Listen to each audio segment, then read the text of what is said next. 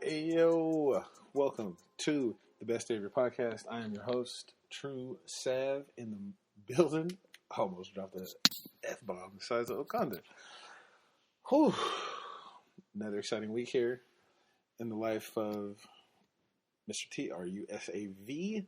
Just got back from Mexico, the northern part in California. That was exciting. Well, I hope everything has been going all right for you savages. Boy, it's been a rough one. Let me tell you. Whew. The thing about working out all the time and eating right is for some reason as you get tired. Like I get up in the morning, do my stretch, do my little whack-ass workout, go to work, come back. I might go downstairs, hit them for like another 35, 45 minutes. It's really just like bike and some stretching. But yo, your boy is old. For real.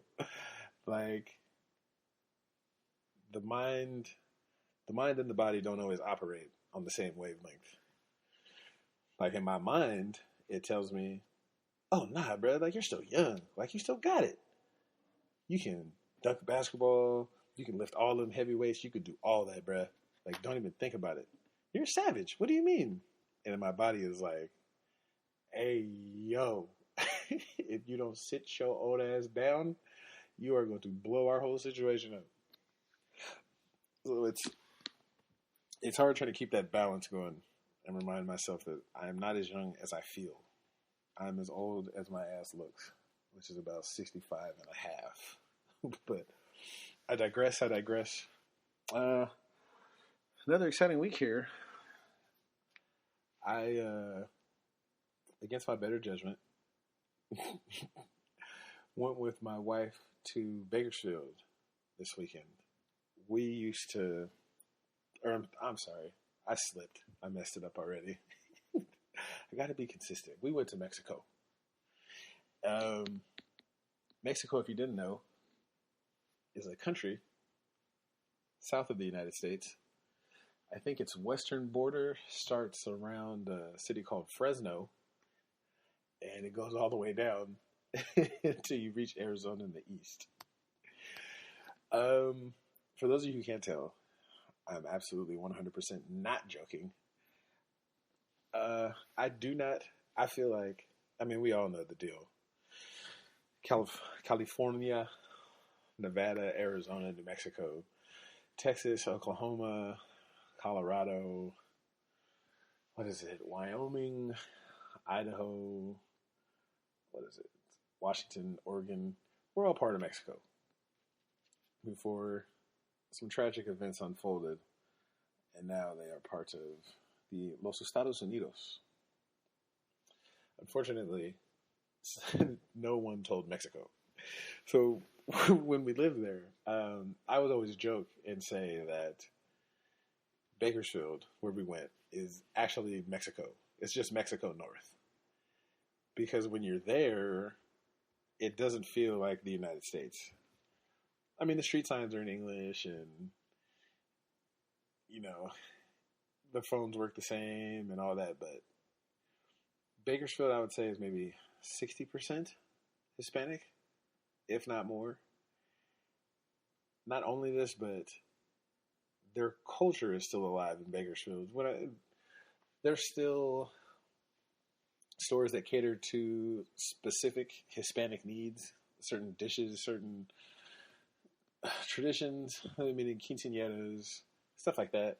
There's a shop where you can go buy the dress. There's a shop where you can go buy your piñata or whatnot. Even some of the grocery stores, my favorite grocery store being La Superior or Vallarta. Vallarta, what I used to call Valerta, and they said no, fool, it's Vallarta. Allegedly, it was just a regular grocery store, but everything in that grocery store catered to the Hispanic diet. So when I learned how to make tamales, that's another story. I went to the store, and at Vallarta, they play Spanish music They play the bandas, they play mariachi, all of that. You don't hear the regular radio in the store ever. There's taco trucks on every corner. There's fruit stands. That was the one thing I didn't get. I meant to get oranges because they have oranges for the low in Bakersfield.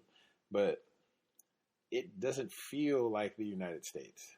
Even just when interacting with people, most of the people there speak Spanish. Like you're almost hard pressed to find someone who doesn't speak Spanish. That's Hispanic. It's the whole time I was there, I felt like I was invisible because the police didn't care about me, the little thugs didn't care about me because I was black. So I was a nobody, and that was cool. I didn't mind not being bothered. But we went back to Mexico for a mental health weekend. I know. We just took one in like February, but mental health is very important. Again, mental health is one of the things that I feel like is overlooked, not only in Los Estados Unidos, but in the world in general. So, like, yeah, take a trip, go relax, go rest. We actually, you know what? I'll post the hotel that we were in. It was kind of fancy. Had the heated jacuzzi in the room, so you can only imagine. So, like, if you're sitting on the bed, you can see the shower in the bathtub. Like, it's visible from the room. So it's fun times were had in Mexico. I'm here to tell you. But we took a mental health. Well, this was my wife's mental health weekend. Mine was Hawaii, apparently. So let's see. I took off from the grocery store, whose name we will not mention. So I called out, was like, hey, I'm not coming in. Like, oh, well, it's not 3 weeks in advance. I was like, look, you can either have somebody cover my shift or you're going to be short. What you want to do? We'll have someone cover your shift. I know. So get up, get packed, get situated, take the children with us. We take that long, dusty drive down I-5. That could quite possibly be the worst drive ever. I drove to Vegas. I drove to Oregon, drove to Washington. I think I even drove to San Diego, which is far, but it's not bad. Because after you hit the Central Valley, you hit LA and the coast and the Pacific Coast Highway. The absolute worst drive ever, and it's only 4 hours, is to northern Mexico, aka Bakersfield, aka Kern County. And the reason why it's bad is because there's nothing there. Like there's nothing on I-5 between San Francisco and LA. It's just dirt. Now I take that back. I think Cattleman's is out there. That's how you know you've reached the halfway point. When you pass Cattleman's and you smell all of the cow remnants, that's how you know you've hit the Central Valley and you're almost there. It's not bad if you take Amtrak, which I would highly suggest next time instead of driving. I think it's maybe $50 round trip. It's a nice ride. It's about 4 maybe 5 hours. But it's cool, nice, relaxing. They serve booze on there. So if you're ever thinking of going to northern Mexico, holler at Amtrak. But we get there. We left rather early too. We left around 10, 11 in the morning. So we beat traffic. And it's Saturday, so no one's going to Bakersfield on a Saturday. So we beat traffic. We get there. We get checked in.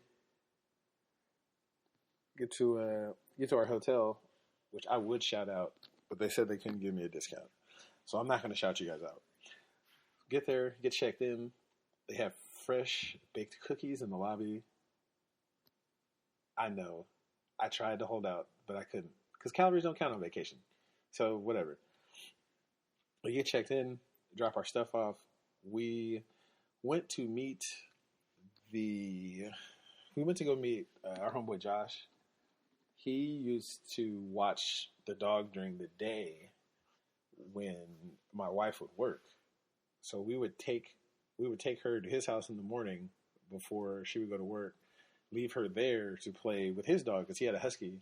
So it just made sense to leave her there so she could play with another dog, get all her energy out. So by the time we came home, she wasn't suffering from cabin fever from sitting inside all day, and it's hot in Bakersfield. So at least she had somebody to play with.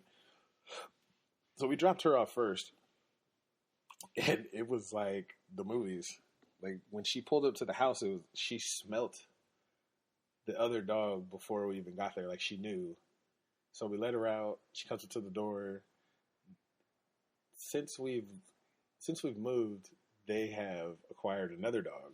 So they have, Jesus, I think a total of 4 dogs and 2 cats. So when she came to the door, she was kind of timid. Like she didn't really, I want to say, remember who it was. And they were kind of like, okay, I kind of remember you. You smell familiar. And then after about maybe 45 seconds, that all ended. And it was just a ball of fur everywhere. Just on the couch and running through the house. It was cool. So she got to have a party this time instead of going to a sitter. So that was cool. Now the only problem was we still had the other dog, my sister's dog. So we didn't know what to do with her. So we just brought her with us, wherever we would go. So we had to sneak her into the room. We had to do some 007 stuff. My thing was like, look, the hotel has a pet policy. Like it says they're animal friendly. So why even pretend like we don't have her? Like if you sneak and act like you're doing something wrong, then they're gonna assume that something's up, and then they're gonna say something to you. But if you just act like nothing's wrong, then they're like, oh, okay, well they must have said something because they're not trying to hide it. So, but I don't know. That's another story for another day. Anyway, we get checked in, drop all our stuff off. I make the amazing video of the room.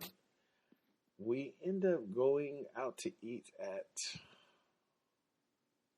this restaurant that she likes named, what is it? The Firehouse. It's on California. Yeah, California by the 99 freeway out there in northern Mexico. It was cool. I mean, they have a basket. It's called a basket of fries, and it's a basket. Like, it's literally the size of something that you would, like maybe a fruit bowl, something like that. It's got to be like 2, maybe 3 pounds of French fries. It's like $5.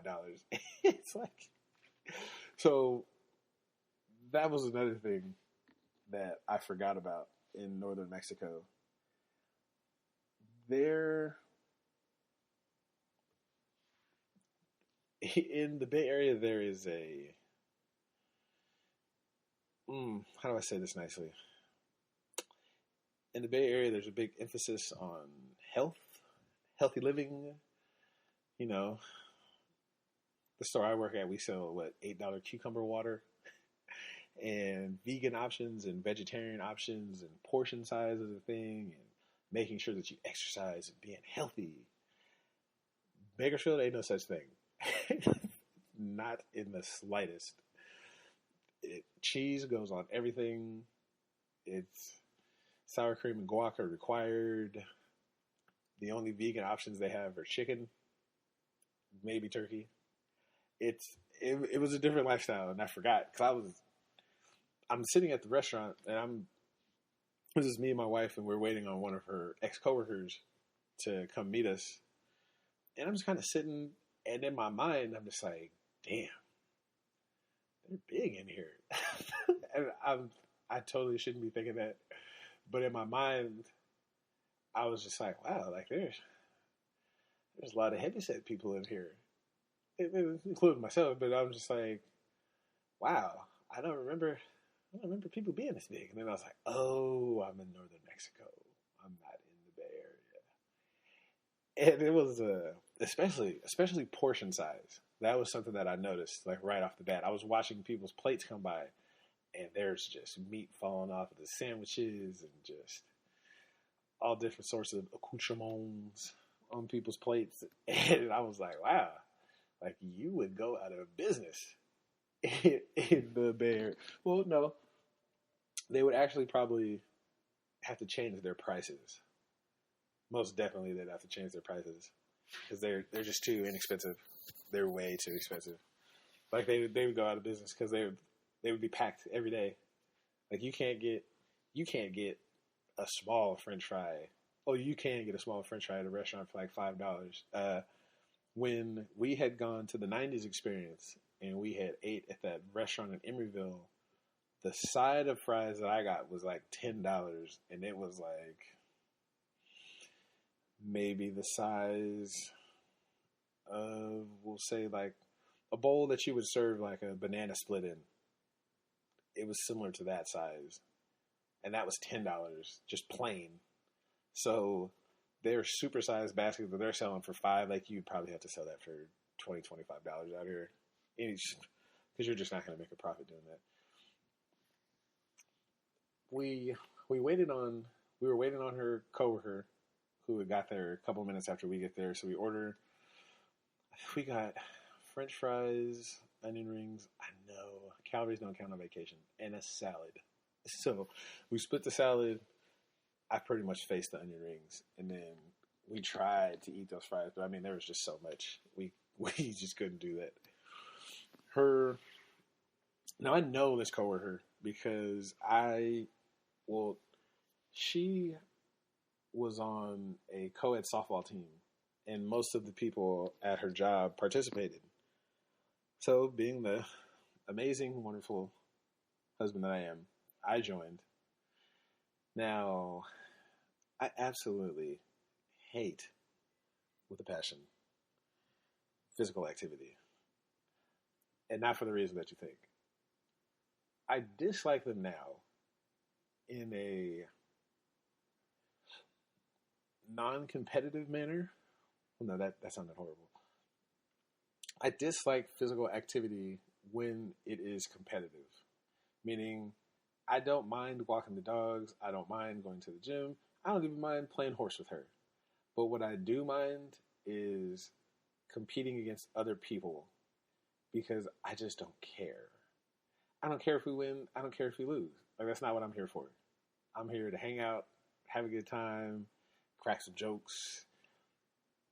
When I'm around people who take athletics seriously, something happens in my brain that just makes me not want to participate.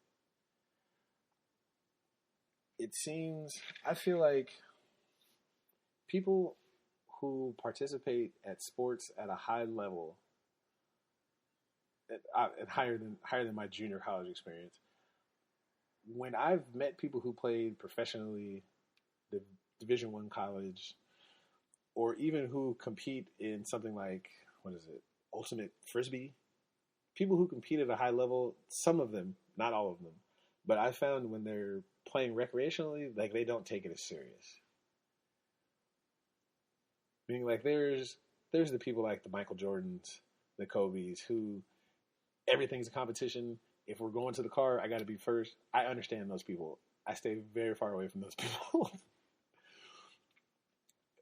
My problem with it in rec leagues is that a lot of times you're competing against and competing with people who have little to no experience playing sports.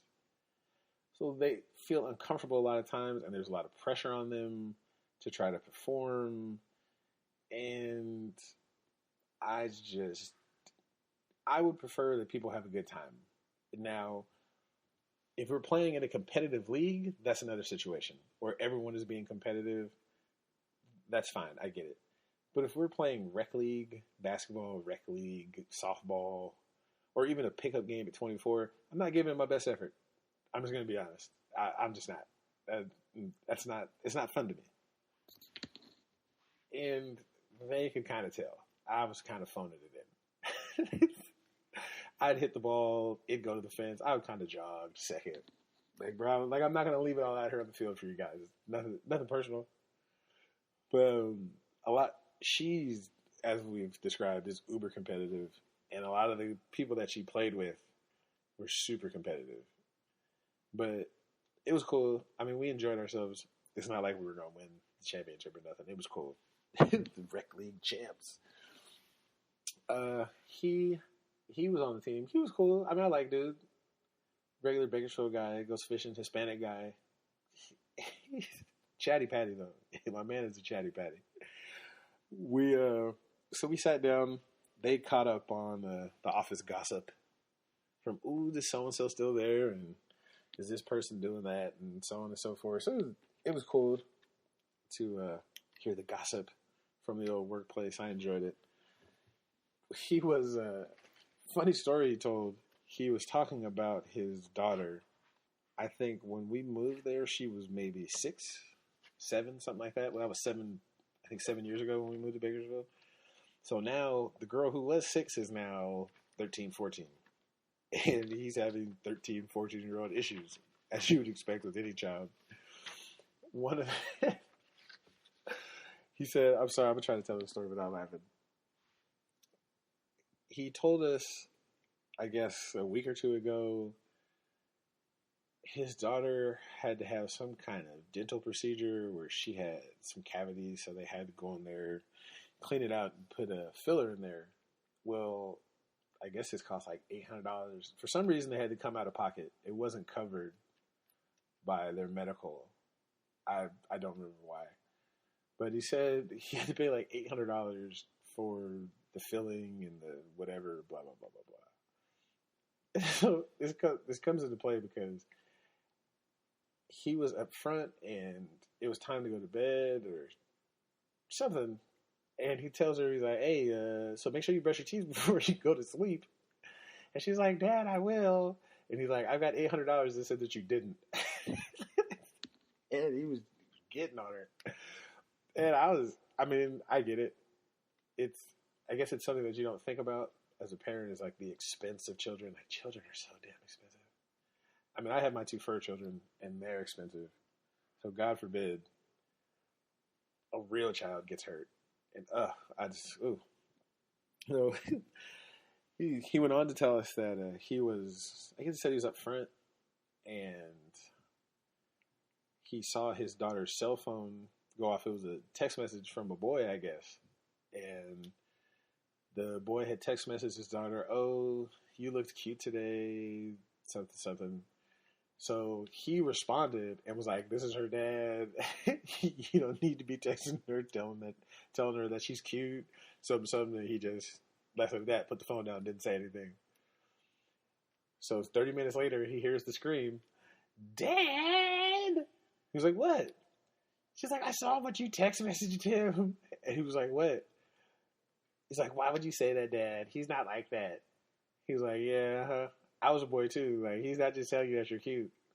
Oh my God, Dad, why are you being like that? Like, and it was funny because he was he was telling her, like, I was a boy too. Like, I know what he's doing. Like, I understand what's going on. And his daughter said, oh, well, is that what happened with you and Mom? He was like, yep. And then you came. So I don't want to hear that. Dad, that's a girl. I was like, well, you got to keep it real with him, bro. I feel you. So that was funny. Jerry's a funny dude. He went on to say about the braces or retainer, whatever, the filling she had done. He's like, it would have cost $600, but because she wanted like a clear filling or something, it cost an extra $200.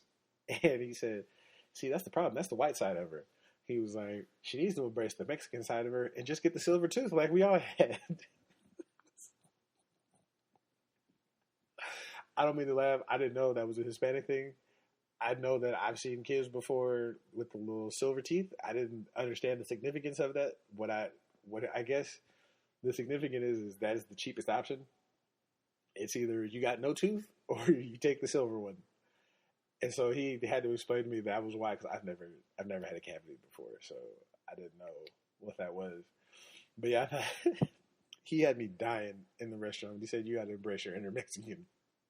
Because it was new to me. But yeah, so that was our Saturday. We were hanging out there, enjoying 5 pounds of French fries. We stayed there for a good 4 hours, 4.5 hours, I think, something like that. They did most of the talking. I'm not even gonna front. I just sat there, did what I do, came with my little joke every now and then. Pow. Other than that, I was chilling. They got to catch us. So that was cool. I was glad that I know they had a good time. They enjoyed going back and forth because it's always fun to reminisce. Like, oh, remember this person? Yeah, I fucking hate that guy. Blah, blah, blah, blah. So that was cool. I ended up dropping her off, and I went to go to my homeboy's house, and it was what it was weird because when I pulled up, he was like, "Bruh, my car just got stolen." And I'm like, "What? What do you mean your car just got stolen?" And he was like someone just stole the car out of the driveway like in the last hour. I was like, "Wait a minute, what happened?" He said he got home, showered, whatever. He ate. He came outside to answer the phone, and the car was gone. And I was like, "What do you mean gone?" He was like, "Gone, like not there anymore. Like someone got windy with it." So we called the police, and when the police answered, they're like, "Yes, this is police, not a burn sign. How can I help you? Someone stole my fucking car. Where is it?" She's like, "Sir, excuse me?" He's like, "Someone stole my fucking car. Where is it? You guys need to go find it." Sir, we're going to need you to stop talking like that. And he was like, I mean, as many times as the cop just pulled me over and harassed me, like, now that I need you, where you motherfuckers at? And I was like, I don't think it works like that. But I feel you. I feel your energy. I understand. I've had my car stolen. I get it. But I don't think that's the best way to articulate your needs to the police is to swear at them. But I guess he'll figure it out. So we hang out, reminisce about old times. Like, yo, where's your girl at? He's like, it's not my girl anymore. So that was awkward because I didn't know. It's always awkward when you bring up someone's ex and they're not with them anymore. It's then that awkward silence afterwards. Like, oh, is it too soon to say I told you so? But nah, I didn't want to throw it in his face. That's what was his name? Oh yeah, El Chapo. El Chapo with the Draco. He was Jesus. Who was it? It was him, El Capitan, Frank. Yeah, it was him, his cousin, his uncle, and his mom all lived in this house, and it was hilarity ensued. It was different, but yeah, me and him kicked it. We went downtown for a second. There's 2 clubs in Bakersfield. We went downtown, slid by real quick. I mean, I wanted to test his pimping. I was like, let's see if you still got it. Let's hear you spit something real quick. And nothing. It was uneventful. I was hoping for the best. I thought he had got some game in the 2 years I was gone, but that was not true. So, man, when I dip out, it's probably 12 o'clock, 12:30. So I get back to the room. Now it's Sunday. So we get back. The morning we get up, we had decided to take the dogs to the dog park, let them go play together, whatever. They stayed for about an hour. Because it's what is it? It's March in Bakersfield, so it was about 70 degrees, high 60s. It was better than the 45 than it was in the Bay Area, I can tell you that. Nothing really too exciting at the dog park. Really boring. Not as exciting as it used to be. So we ended up dipping out. We told Josh that we would meet them later for dinner. So they take the dogs. We go back. We ended up going... Where did we go? Because we left maybe 1 o'clock. After we left the dog park, I took her to meet her friend at some fancy restaurant. And it was throwing me off because I kept forgetting it was Sunday. Because I was like, why is there no one out here? And why the people that are out here are in their Sunday go to, because it's Sunday. So I drop her off. Star and I go back to the hotel. And wouldn't you know it, our favorite show is on. Ridiculousness. I feel like Ridiculousness is just the mental health TV show. It was on in Hawaii. It was on the cruise. And it was on today. Like, it just seems to be the thing that we do. We watch people fall down and hurt themselves while on our mental health break. So time goes by. 2 hours turns to 3. I go scoop her. and it's time to go to dinner. So this is where going to dinner with people gets kind of dicey because, like I said, we don't really. I haven't ate meat since June of last year. I think it was like August, September for her. So meat's just not on the menu. That's just not what's going on. We said, well, let's just do pizza because that way we can get more pizza for them and we don't even got to worry about it because we're not going to eat it anyways. So we're like, all right, bet. And then we asked them what kind of pizza they wanted. They wanted like sausage and pepperoni and like bacon. So we were like, yeah, you definitely can hold all of that. So we got them a couple pizzas, bought them, got the soda that they wanted because not everybody drinks water. It's whatever. So we got that. We go back over there and we're chilling. We're talking about all the good stuff. Well, my man is actually a writer for USA Today. He's more than a writer. He reports on USC, on the Trojans. So he goes to their football games, interviews people, all types of stuff. It's, dare I say, I'm jealous. My man that's the job to have, especially since I was supposed to go to USC. But don't worry about it. We'll talk about that a little bit later on. So we're chilling, talking about how The Watchmen is better than, what's that show? Oh my God. The Watchmen is better than, The Watchmen is better than Marvel. Because The Watchmen, if you didn't know, is a DC comic book. And Marvel is obviously Marvel. Which was weird because my man is a big Marvel fan. Like, has a sleeve of Marvel tattoos. Like, every character, he's seen all the movies. He has, like, the comic books. And even he said it was a good show. So, again, go check out The Watchmen on HBO, starring Regina King. You'll love it. I absolutely promise you'll love it. So, we're kicking it, hanging out. When one of the dogs walks into the living room, looks me dead in the eye. This is one of the smaller dogs, for context. Walks into the room, cops a squat, drops the deuce right on the carpet. So we all just kind of sitting there looking at each other like, okay, who's going to pick up the dog's deuce? Well, before we could figure anything out, the little chihuahua that was in the room ran up and ate it. Yes. The chihuahua ate the first dog's deuce that he dropped. I mean, I've seen dogs do it before. It's not really that big of a deal. But it hit different when it was in someone's living room. And no one did anything. They were just kind of like, oh, there goes Lou, eating shit again.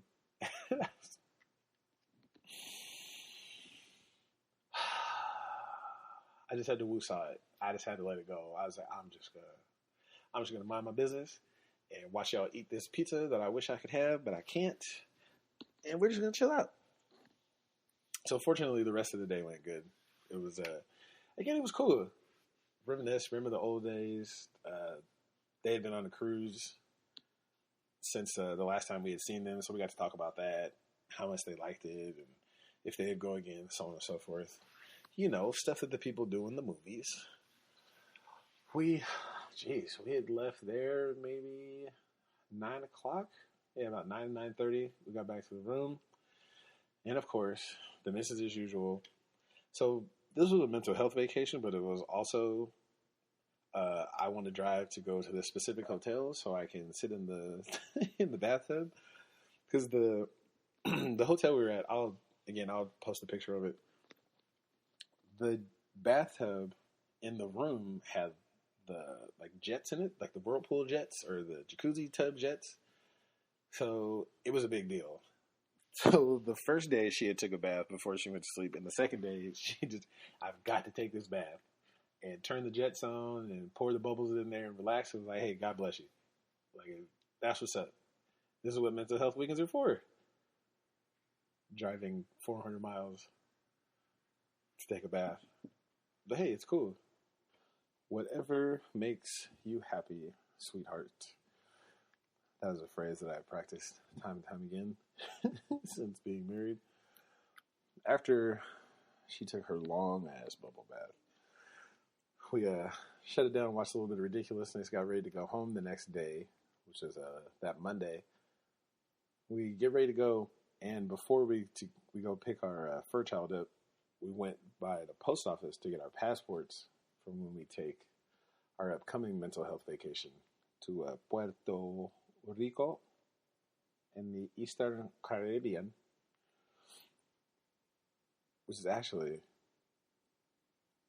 we were thinking about it, and because of COVID-19, the prices for almost every cruise line are at rock bottom prices, as well as airlines. So hopefully, the missus and myself will have a lot more mental health vacation days coming up. So shout out to the U.S. government and the Chinese government and COVID-19. Holla at a player. I see you. Thank you very much. I appreciate that. So we get our passports and everything together. It was like $350 for both passports. I mean, I need that. I need it. I definitely need that, because I'm a player with a passport. I'm international. Smash and hose. What did you say? I don't trip. I take trips. It's just nothing but Andre Hicks today, man. So we leave. We got our passports. Get the baby. Squat up and make that long trip down I-5 again. Resting safely in Oconda and coming back to goddamn 45-degree weather. Not very fun. Not very fun. I will tell you.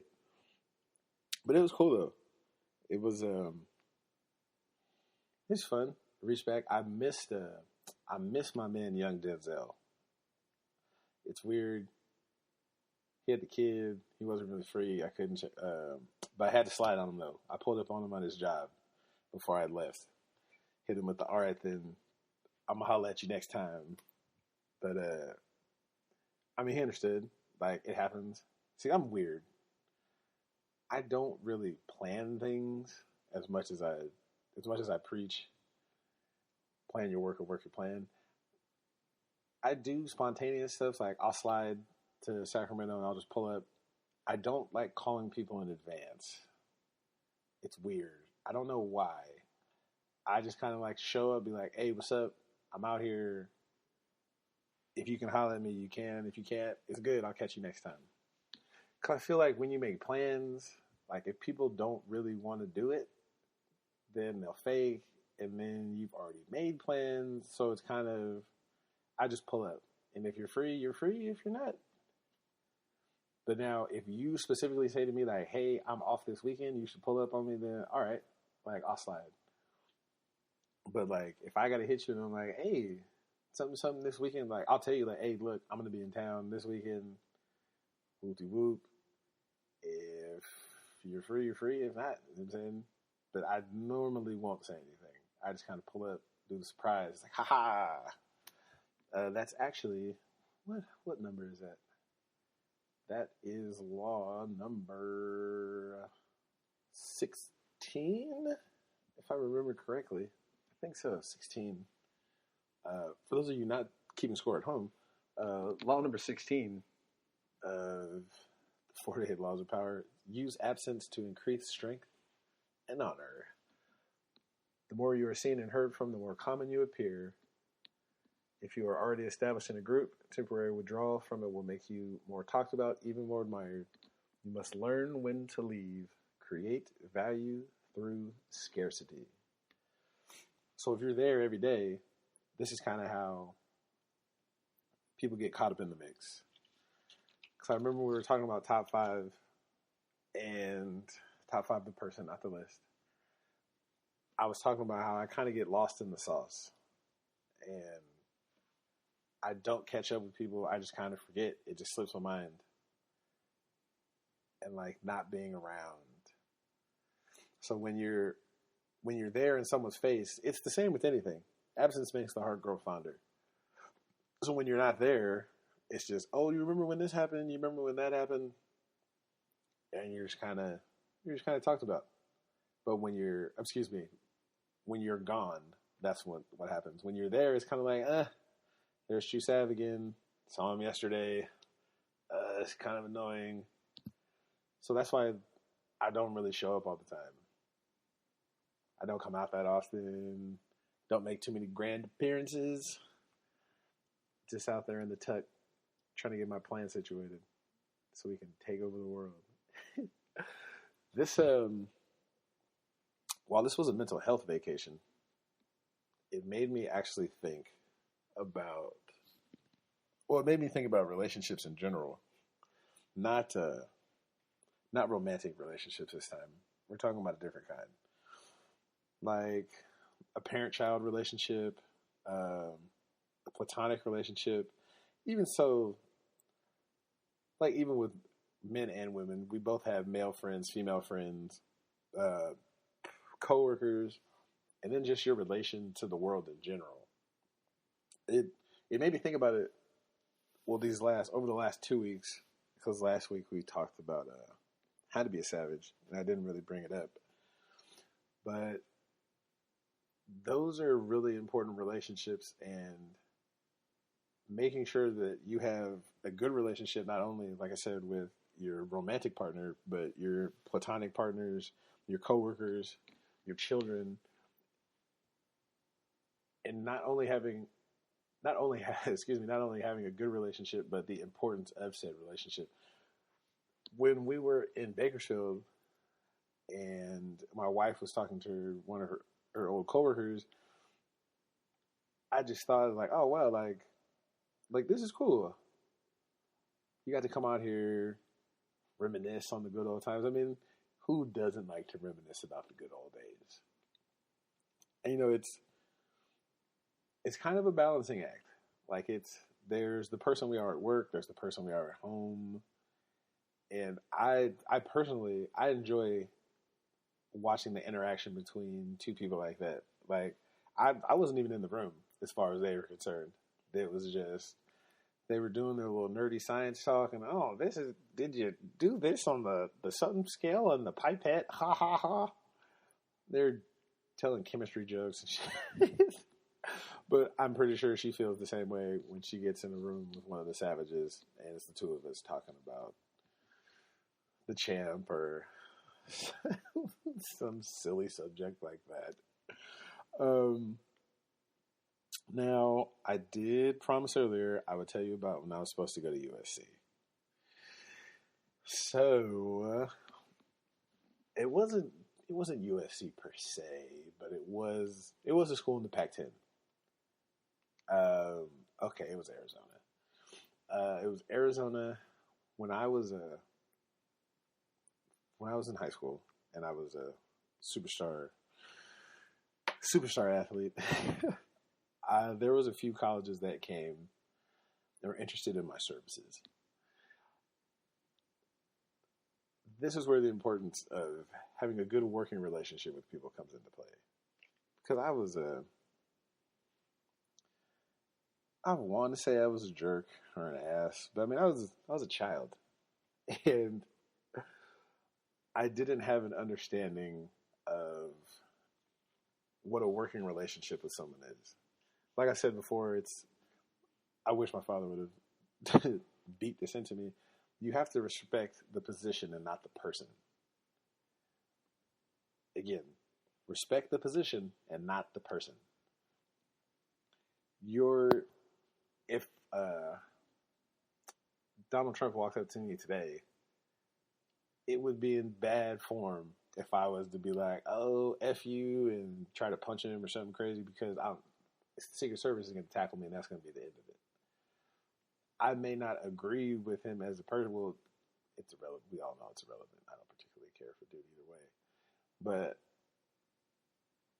you have to respect the position of authority that certain people are in, just like your boss. You may not like your boss, but you're not going to cuss him out. You may not like the police officer that pulls you over, but you're going to respect his authority. And I said all this because in high school, I didn't really have too much respect for any of my coaches. Because to me, we were on the same level. And what I mean is, I'm not going to be talked to like I'm a child or a subordinate or less than. Like, you're just not going to talk crazy to me. That's not how it's going to work. And unfortunately, there are people in society who seek out these sorts of positions of power so that they can yell at kids or talk crazy to them. Especially, I found people who didn't play sports or who did play but weren't good and don't really have an understanding of what it is to coach a child or coach a young adult. They think that it's all about yelling and screaming and cussing and making them do all types of workouts and stuff. Like, that's not what it's about. Like, coaching is, yes, you're trying to make them better at whatever sport that you're coaching, but you're also trying to make them a better person. I would think that was my goal when I was coaching. I didn't care if we lost every game. Did you give the effort to become better? Were you working with your teammates to try to reach the same goal? Like, are you a better person after this season? Like, will you leave this season as a better person, or are you just going to be a better football player, basketball player? Like, I would think that would be your goal as a coach. This, of course, wasn't everyone's goal as a coach, but so I ended up due to an injury, I didn't make it through. Well, let me stop lying. I failed a class, and I couldn't finish I chose not to finish. I could have stayed on the team, took a couple tests, got some more grades, maybe 3 or 4 games later, I could have came back, but I was just like, I'm good. I tried to rest on my laurels because I figured I've done good enough. Well, I had enough stats through my junior year and through the first 4 or 5 games of the season where I felt like I don't need to play the rest of the season. I'll get a look from someone and I can just get on and go to a college and I'll never see you hillbillies ever again. Boy, was I wrong. Boy, was I absolutely wrong. When the time came, none of those schools came a knocking. So I just kind of was like, well, all right, I'll go to City College, whatever. It's fine. I'll go from there. And wouldn't you know it, the cycle repeated itself in college. But that one actually wasn't my fault. That was a different situation. But I digress. So I ended up running into one of the football coaches from Sac State when I was at Sac City. Because he was checking out a player, something. And I saw him, like, hey, nice to meet you. Whoop, whoop, whoop. Are you the recruit for Sac State? And he was like, yeah. I was like, okay, that's what's up. I was like, make sure to check out number 52. Tru Sav, Jordan there, blah, blah, blah. He said, what was your name? I was like, Tru Sav. He's like, did you go to Elk Grove High School? I was like, I did. He's like, wow. Because I was talking to your football coach, and he said you didn't play there. I was like, come again? He was like, yeah, I talked to the football coach there, and he said, you didn't go to school there. I was like, wait, what? Or I'm sorry. So basically, the head football coach at the school I went to in high school, when a scout would come and ask him for like tape on me or anything like that to help them give me an offer, he would say that I didn't go there. He had no tape, he had nothing to offer, and they would pretty much take him at his word, like, oh, okay, I must have heard something wrong, and that was it. Yeah. That was, that one hurt. That one hurt right in the chest. But that is okay, because my God is an on-time God. So, he got his comeuppance later, but we'll talk about that another day. What I'm here to talk about is the one particular coach that I had, I don't want to say hatred, because I don't hate anyone. I love all of God's children. But if he was on fire, I wouldn't have pissed on him. My senior year, I ended up doing track, because you had to. If you played football, you had to do track because they wanted you to do conditioning and so on and so forth. But I was a senior, and I didn't do any events in track. I wasn't going to do shot put. I wasn't going to run. So I was just there to finish out my little senior year thing. So me and Sav, me and Phonetics were at track practice one day. We're goofing around. Out of nowhere, dude calls me and Phonetics out of the crowd, tells us, get out of the stands, or off the team. This. Me personally, I didn't give a fuck. I wasn't gonna do anything anyway, so I shook. The next day, I'm talking to phonetics, and he was like, "Yeah, dude asked me to come back for the track team." Whoop. I was like, "Damn, ain't this a bitch?" So you just kicked me off the track team? Whoop. I'm like, all right, whatever. Well. My God, the God of Abraham, the God of David, the God of Moses, she loves me a lot. So, scrolling through my Facebook, minding my business in the hotel room down in north of Mexico, and wouldn't you know it, my coach, I'm not going to air him out. If you went to Elk Grove High School, you know exactly who I'm talking about. And if you have Google, you can figure out the story that I'm talking about. I see the picture of my high school football coach. I was like, oh, with the caption. Actually, you know what? Please hold for one moment. I will read you the exact caption that is on the top of the story. And due to the magic of recording, we're back. And I quote, former Elk Grove High School coach arrested for allegedly touching teenage girl, sheriff says. It is unclear if the teenage girl was a student at Elk Grove High School or in the Elk Grove School District. Now, it is absolutely horrible what he did to the young girl, allegedly, but fuck that nigga and everything he loves. So, again, I don't know what you expected from me. I am Professor Petty. I will never let go of some shit like this. Like, if you do some foul shit to me, I will laugh until the end of time if anything fucked up ever happens to you or anyone you love. So that made my weekend. Words cannot describe how it made me feel inside. Of course, I would have felt a lot better if I would have had a chance to go play at somewhere like Arizona or USC, but I will be resigned to the fact that you were probably going to go to jail for a long time and have to be a registered sex offender for the rest of your life. So, the irony of this story and what made me think about relationships when talking about this horrible subject is I remember in high school, I mean, he was a weirdo. He was a weirdo back then, and that was 30 years ago.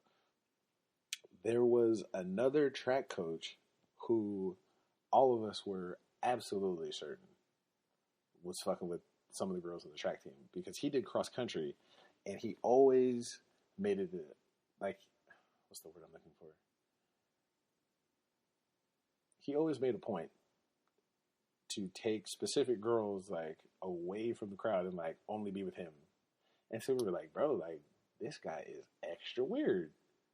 Like he's got like 10, 15 years from now, like the story's going to come out that he was out here touching one of these girls. Ironically enough, one of the women who was on the cross country team said that now with everything coming to light, it makes complete sense why he did that because he was trying to keep them away from dude and he knew it didn't say anything. So it blew my mind. I know there's a lot of moving pieces right here. The guy who got arrested for allegedly touching the young girl, he was a creep back in high school. And he was a track coach. There was a second track coach who did cross country. As students, we thought he was weird because he was always trying to keep girls to himself and he wouldn't let them mingle with the other track girls. We thought that was weird. One of the girls who was on the cross country team, I spoke to her this weekend. She said that they thought it was weird too, that the cross country coach would try to keep them kind of sheltered. But now, with everything that's come to light, we understand why. He was really trying to protect them from the football coach. Life is crazy. I couldn't have imagined something like this happening when I was a kid, and it's weird. And again, I'm kind of going to be short this time because we were talking about. It was making me think about relationships that you have not only with your friends but with peers, and how important that is. Because here it is. I'm assuming that the cross country coach knew that he knew something had happened. There had been some kind of allegation or something, but only the teachers knew. And so he was doing his best to kind of squash the situation before it happened, which is big ups to him. Like, I appreciate it. I'm sure somebody's kid appreciates it. But it's like, we don't really think of the importance of the relationships that we have with other people. Just like my wife and her coworker, just like me and my mother, just like, oh my God, me and my lovely coworkers that I have to deal with every day. There's no telling what people got going on and under the shadow of darkness, because on the surface, you're just a regular old 67-year-old guy just working at the high school, but really, you were scooping for chicks. Like, this is like, bro, poor. I mean, I want to say it. No, I don't. Let me stop lying. I don't feel bad for this nigga. I hope the worst things in life happen to you and only you, you buster ass motherfucker. Also, taking a sharp right turn. I don't want to. I don't want to end that. I can't end the episode talking about this grown ass R. Kelly ass nigga. What did happen in the week before this, before we had left, that warmed my heart. I was talking to a customer in the store, and he had an attitude. Like, whenever I see people in the store, hey, how you doing? Oh, me? I'd have to say today is the best day ever. Thank you for asking. Something. Well, I'm talking to dude. Dude's just got nothing but attitude for me. Where's this? Yo, where's this? Hey, in the corner, brother. All right, then. Have a good one. Yeah, whatever, man. All right. See you later. So, if this was last week, I don't know. It happened maybe 10, 11 days. So, I don't even know why I tried to put time in there. Basically, when this had happened, a few days ago by, 3-4 days ago by, he comes in again. I've completely forgot about it because it was 4 days ago. I can't get yesterday back, so why worry about it? And he sees me, and I'm assuming, I don't know if he thought that I remembered him or not. It was, I don't know. But he says, hey, how you doing? I was like, hey, best day ever. How you doing? Whoop. And when I say that, he stops, and he comes back up to me. He's like, hey, man, I just wanted to apologize. I was like, apologize? He was like, yeah, man, the last time I came in here, like, my energy was just fucked up, and, like, I just had a really bad attitude, and, like, I didn't mean to disrespect you, because, like, you're such a cool dude, and in my mind, I'm like, I have no fucking idea who this person is, or what he's talking about. I don't remember.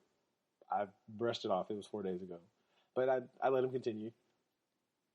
And he was like, I just had to say that, man. Like, you seem like such a positive person. Like, I just felt like an asshole for being rude to you. And I was like, well, shit. Well, thank you. I appreciate that. Check me out every Tuesday. Best Ever Podcast. And I said that because what I was trying to allude to earlier before I was rudely cut off is about relationships. And the relationship that you have with people is important. You never know how important that relationship could be. Which is why here at the Best Day Ever Podcast, we treat everyone with respect because we're savages. And we know that everyone deserves respect, even if they didn't earn it. That's actually, you know what? I think that's what we'll do next week. We're going to talk about relationships. Parent-child, friends. Look at that. I'm giving promos for the episode, and I haven't even wrote it yet. I'm getting so good at this. If I didn't know any better, I'd have to say I'm the shit. But that's just between me and you. I have a logo. I'm waiting for the guy. I'm waiting for the guy that did it to mail me the actual like physical logo. I don't know if I'm gonna use it yet. I don't know what I'm gonna use it for. I just know that I own the trademark to it, so I'm gonna make however many logos I like. This is a fun game. Again, shout out to my man, official 24/7, OFFICIAL 24/7. Facebook, Instagram, go check him out there, please, pretty please. Wow, the police are out in Oconda tonight. All right, I'm just gonna mind my business. I don't know what I'm gonna do with the logos. I'm gonna do something with them, but I'll let you guys see first. We can figure it out together. Okay. Tru Sav Comedy, Facebook, Instagram, Twitter, TikTok. I'm not rocking with you. I'm too old to be trying to do TikTok videos. I couldn't even fuck with it. Then I came to find out there's another one called Discord. So apparently, like, there's some kind of war. Like, TikTok's for one segment of society, Discord is for the other. That's another conversation for another time. Tru Sav Comedy, Facebook, Instagram, Twitter. Best Day Ever Podcast at gmail.com. Best Day Ever Podcast at gmail.com. Questions, comments, concerns. That is it. That's all I've got. Oh, he's a sad, sad face. No, you're a child molester. No one feels bad for you. Fuck you. I hope the worst things happen to you and only you. Again, if no one told you, I believe in you. You're going to make it happen. The best things are going to happen to you and only you. I love y'all. I can't get yesterday back. I might not get tomorrow, so that makes today the best day ever. I'm going to see you next week. Relationships. I promise I'm going to get it together. One of these days, we're going to do That's Not My Business. I don't know. When are we going to do it? It's not my business. All right. Holla at your boy.